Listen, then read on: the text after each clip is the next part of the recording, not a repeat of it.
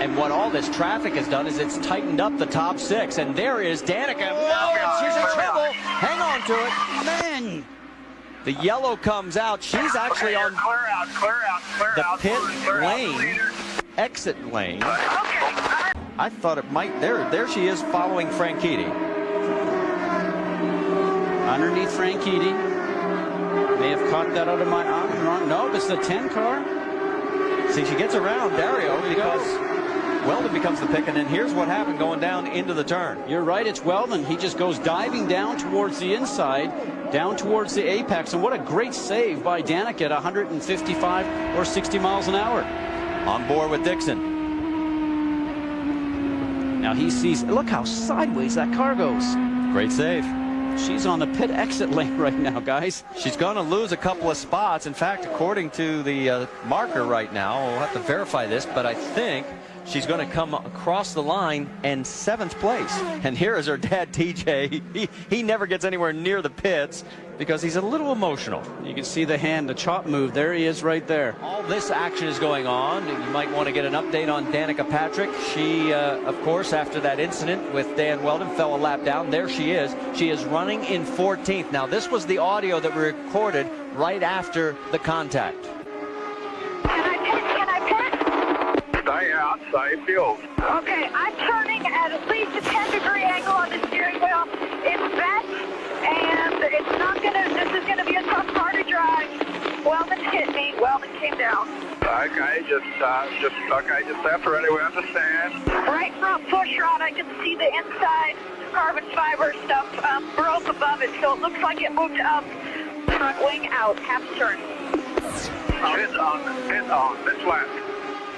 I'd like to brake check Wheldon right now. Just rip his front wing off. I'll pretend I didn't hear that, but I agree.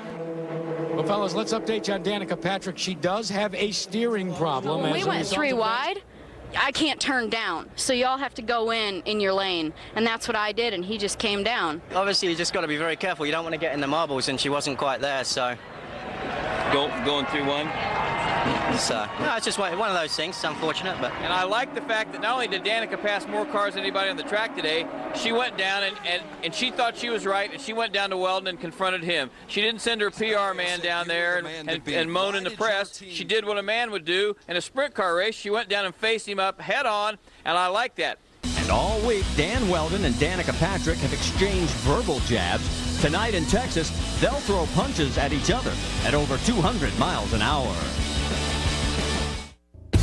I've been in this business long enough to know when somebody's there and when somebody's not. A pass is a pass.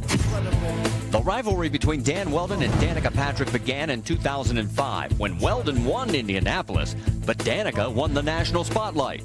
It was renewed last Sunday at Milwaukee in Turn 1. Weldon hit me. Weldon came down. Maybe it's a little bit of inexperience on her part. I'd like to brake check Weldon right now. Just rip his front wing off. I was inside you, Dan. Why did you come down on me? He didn't have anything to say. My words, my voice, and my vision. She's just feisty. Did she shove you? She's just being Danica. He was being stubborn. There's a lot of pressure on her, like I say, because she's not won a race. And if he thinks that I'm not going to remember that, crazy. She's messing with the wrong person if she wants to get feisty, that's for sure, because I'm a lot tougher than she is on track.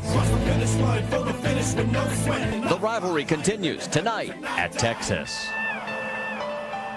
You've seen and heard all the excitement between Dan and Danica. The rivalry between these two flared up last Sunday in Milwaukee, and there has been a subcurrent of this rivalry brewing for a few years. After Wheldon won Indy 500 in 05, he made T-shirts that said, "Hey, I won the Indy 500. That was in reference to the fact that Danica was getting the national notoriety.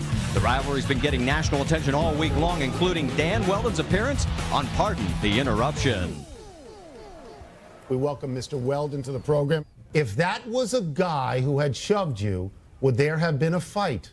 Well, I certainly would have pushed him back. I mean, I'm not the biggest of guys, but I'm not going to let anybody push me around like that. Did you consider, even for a moment after she pushed you, popping her one time? No, because obviously you have to respect the fact that she's female. But you know what I do think is disappointing from Danica is the fact that she would do something like that, because you know that's taking advantage of her gender. She really shouldn't do that. She does need to act in a more professional manner and stop acting, quite frankly, like a spoilt brat. Before your next race, do you think that Danica and you will have a little chat? If she wants to sit down and talk to me, I'd be very encouraged to listen. But after her antics at Milwaukee, she would definitely need to do the talking first. Well, since that appearance with Tony Kornheiser, Dan Wheldon, you and Danica were called to the principal's office. You got a good jab now. What did Principal Brian Barnhart tell you? He said, you know, you got to come around with the right before using the left because I'm a right-hander. But no, it was a good conversation. Danica, you know, apologized for putting me in a somewhat awkward position, and after seeing the replay, I think she realized that it was much more of a racing accident. There's always going to be different interpretations to, you know, certain incidents, but I think what we were both, you know, it's always unfortunate when something like that happens, and, you know, it turned out that she got the worst of it, but... Well, let me ask you this. Do you think it sunk in? Did what sink in? The fact that... The talk. Yeah, you know, absolutely. I mean, the biggest thing is we're both professionals, and you don't want to carry anything over onto the racetrack, particularly one like this, and particularly one where Eddie Gossage is trying to create the biggest rivalry known to man. But, you know, at the end of the day, we just got to go out and, you know, try and win this race. Don't forget, keep your left up. Okay. All right. Vince? You flinch a bit. That's Danica, and that's, you know, that's part of her personality, and she said that, but she apologized for that, and after looking at the footage, she thought it was much more of a racing incident that she once thought it was. But I think she was a little disappointed that I just wouldn't acknowledge her. But like I said, Danica, I know you well enough to know when you're in that kind of mood, it doesn't matter what I say, it's going to be wrong. Unfortunately, one thing that was overshadowed by the incident was a very strong run by Danica Patrick at Milwaukee, marched all the way from 17th up to 5th. Pro or con, what did you learn from the incident? I thought it was a really good race for me overall. Like you said, just learning how to really push through traffic and make stuff happen. And I know it kind of sounds silly, like I'm just kind of learning how to do that, but you have to really know the limits of the car to be able to push that hard. And I mean, I'm driving against really good guys out there, so it's taken some time to learn, but I really feel like I've made a lot of progress over the last couple of races. How about what you learned from all the extracurricular? I mean, you can't buy that kind of press during the course of this week. You know, I don't regret talking to him because I think that should be something you should be able to do. I mean, you know, you're here to watch sports, and you're here to watch what we do for a living on TV, and, you know, sometimes a lot of times emotions are a part of that. And, you know, if he would have just listened, it wouldn't have looked so bad, but he kept walking away, so it kind of fueled the fire. But ultimately, at the end of the day, I made my point there. And I have to ask, Danica Patrick, you guys don't think she's hot, do you? She's a buddy of mine. She's a buddy. Even though she's been tugging on my arm every now and then. Actually, you can pull that one up on YouTube. That's a good one. But you got.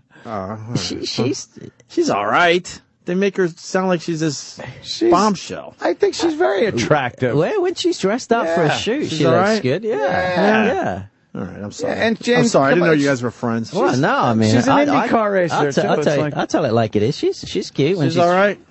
Yeah.